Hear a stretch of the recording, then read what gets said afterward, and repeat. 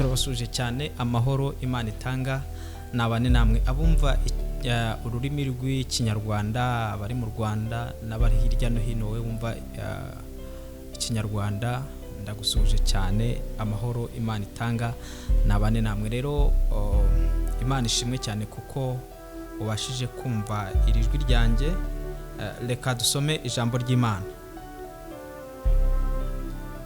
Umwami azabwira abari iburyo bwe ati nimuze mwebwe abo data yahaye umugisha muragwe ubwami bwabatunganirijwe uhereye ku kuremwa kw'isi. Imana ishimwe cyane. Aka kanya ndi gutekereza ku ijambo bita umugisha. Ubundi umugisha ni iki? Umugisha ni iki? Iri jambo riri gutuma ndi guhindura imitekerereze ku cyo nita umugisha. Kubera ko akenshi hari igihe tuvuga ngo umugisha ni imodoka, akenshi bakavuga ngo umugisha ni amazu, umugisha namwe murabizi. Ariko kuki mu ijuru nituhagera data azavuga ngo nimuze mwebwe abo data yahaye umugisha. Ntabwo ari abo yahaye umugisha uwo munsi, nabo yahaye umugisha. Haleluya. Nabo Imana yahaye umugisha, mwicare ahantu mwateguriwe kuva iyi si yaremwe. Imana ishimwe cyane.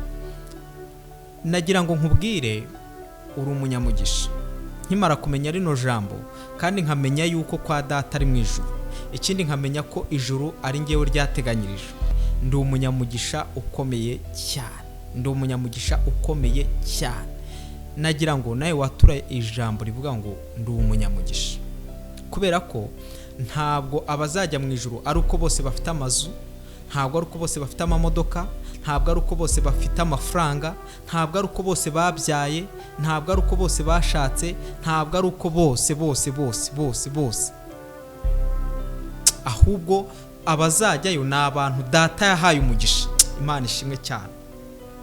Abantu niba wiyumvishije mu cyiciro cy'abantu Imana yahaye umugisha, ukaba wumva ko ahantu wicaye sinzi ibintu byakubabaje. Hano hari ijambo riri mu gitabo cy'Abaroma mu bice 8 ku murongo wa 35 niho havuga ngo ninde wadutandukanya n'urukundo rwa Kristo? Mbese ni amakuba cyangwa ni ibyago cyangwa ni ukurenganya cyangwa ni inzara cyangwa ni ukwambara ubusa cyangwa ni ukuba mu kaga cyangwa ni inkota?